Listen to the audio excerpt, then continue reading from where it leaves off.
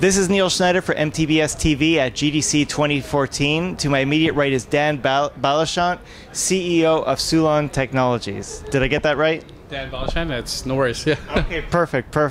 So tell us a little bit about your what's the Cortex? Yeah. The Cortex is a wearable visor that allows you to adapt your physical environment into a holodeck-like experience. So basically, dynamically, without any extra mechanical or cameras set up, it will transform your physical environment regardless of size, whether it's a room or an entire basement or your 3-floor house or a 50-floor condo complex, or even outdoors where your backyard or a park can be transformed into a holodeck-like experience. We call this experience spatial entertainment. So entertainment in this form of living your experiences from movies to gaming to training, anything pretty much you can dream and imagine, you can now live and immerse yourself completely within your own physical space. Okay. So speaking of dreams, how did you get into this business? Yeah, so basically a post-bachelor party, we had a Resident Evil marathon, about 14 hours of straight gameplay, which eventually led me into falling asleep, and I dreamt of actually being the character Chris, and I was following Claire within the game. She was pretty hot, so I was walking around with her, and eventually, all of a sudden she started running away. And then these bunch of zombies started chasing me, and I had like a 9mm pistol. Turned around, started shooting them, and my ammo ran out. And then I got mauled to death, and I saw my body getting ripped up, my stomach, my intestines just coming out of nowhere. I fell to the floor. They chewed up my leg. My leg started like walking around. It was really hyper realistic. I woke up panting and breathing heavily, and I was like, and then my friends were asking, "What's wrong, man?" I'm like, "Oh, I had an awesome experience." So I took that dream, and I was like, "Wow!" And then it started a whole amount of different emotional states that I was thinking about, experiencing movies, and games at a different level where we can live them. And that started a huge investigation and research into all the different holodeck type experiences and research groups that are attempting to trying to bring the sci-fi type holodeck experience at a location-based center. So this is how you handle your nightmares. How do you handle the good dreams? I'm joking with you. Oh, okay. I was going to answer that. Answer it. I keep dreaming. I don't wake up, and then I don't try to solve that problem. But yeah. Go ahead. No, it's okay. It's okay. Well, so tell us. See, I tried the demo out. Obviously, you have the head-mounted display. There's some kind of tracking mechanism. Can you explain how it all works together? It pretty much has a spatial scanner at the top, and that pretty much maps and performs SLAM, which is the industry term for simultaneous localization and mapping of your environment really quickly. It sends that back to a SPU, which is the spatial processing unit, and that pretty much does all of the holodeck-like algorithm crunching and mathematical calculations, and sends our resultant data via Bluetooth to your mobile device, which you slide into the front of your visor. Okay, so let's break this down a little bit. Your SPU, is it a mobile phone? What are we talking about? So the spatial scanner sits at the top, right? And the SPU sits at the back of your head. And pretty much the spatial scanner sends its data to the back of your SPU. The SPU processes that data further, and then sends it via Bluetooth to your mobile. So what are you using as a scanner? Is this something that your company created, or is it's a proprietary scanner that we've created. It has a combination of many different sensors, cameras, ultrasonic sensors, LiDAR technology, and it amalgamates that all into what we call a spatial scanner. You can't really call it all those terms, so we made it into our own spatial scanner term. Okay, and what is it using to recognize the walls and your surroundings? The spatial scanner does that. Let me phrase the question. Like, is it infrared, or is it using camera work? Like how does it detect something's in the room? It's a combination of different type of technologies: infrared, lasers, cameras, photoresistive sensors, ultrasonic sound-based sensors, and it pretty much builds up a 3D map of the environment based on those, the amalgamation of all those sensors. And it does it really quickly. In the span of 10 milliseconds, you got yourself mapped out and localized within your space, regardless of size. So it has a radius of about 280 feet.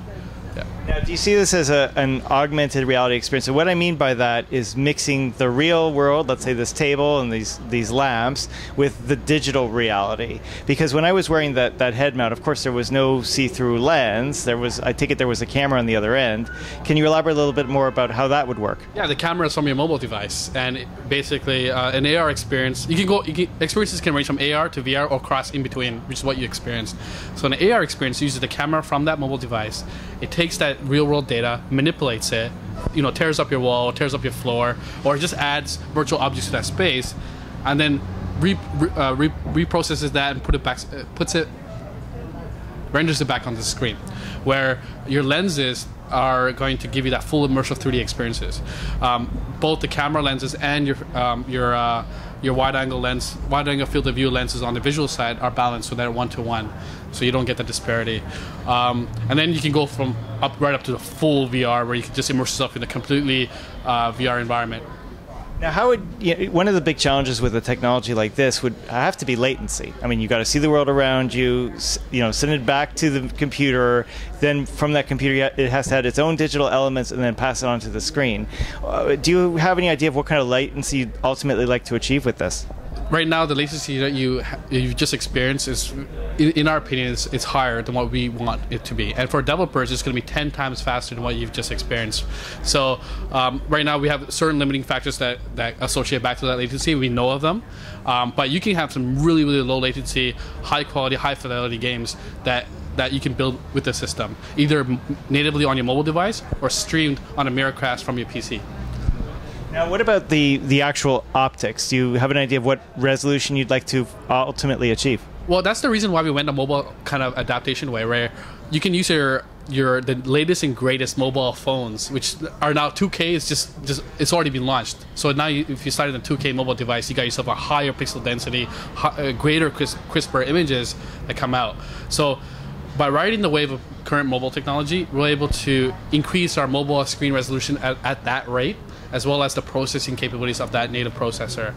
So are you seeing the processing done by a smartphone, or do you see it being done by, let's say, an external device like a PC? Mind you can't really be wired because you're walking around. It's a wireless solution, so you can build it natively on your Android device, or you can stream it high fidelity and high quality from your PC. You have two options. So right now we showed you a native version, so you can see it's not as high of a quality of graphics, but we didn't spend a lot of time trying to build the best content for it right now. It's a proof of concept right now. Concept, exactly. So if you really want to see some crazy high quality AAA type quality graphics and you don't want it to burden your mobile device, you can stream it from your PC straight to the device.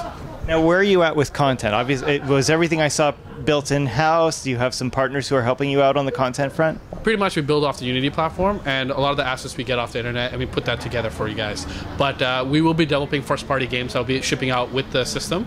And there'll be, of course, an open source game that will be available for developers so they can use that as an example to develop their own content and their own applications. Okay, very good, very good. So you're getting set to release this when? This will be shipping out in Q4 of this year. Orders are commenced yesterday, and pretty much for under $500, about $499, you can transform your mobile device into a holodeck-like experience. Now, the mobile device, is it our own personal mobile devices that we would be using, or are you including a mobile device with the unit? No, you can use your own. Yeah. Are there specs, or is there a minimum requirement? There's a recommended requirement. There's a minimum requirement, and that's usually a range of devices. So, and outside of that, you can just pick up one from China or like in Asia for like $500 or less, and you get really good, high quality mobile experiences. Yeah. Very good. Well, thank you so much for joining us. Good luck with this venture. It looks like it's got promise. And so, fourth quarter 2014. Am I right? Yep. Excellent. Thank you so much. This is Neil Schneider for MTBS-TV at GDC 2014. We will, of course, be back with more. Thank you for watching.